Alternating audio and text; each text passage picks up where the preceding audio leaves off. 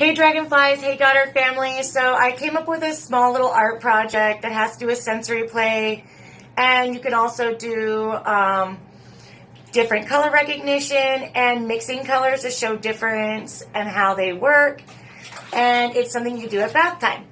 So all you're going to need is some shaving cream and some food coloring. You're going to mix them together to make like the bath paints, and it'll come out with like something like this. And then they can use their hands to use the paint, or you can put little paint brushes in there for them. And it should help make bath time a lot more fun and educational. So we're going to show you how it works now. Axel, do you want to put the color on the wall? Yeah. Okay. Okay, show them how to paint on the wall. Okay.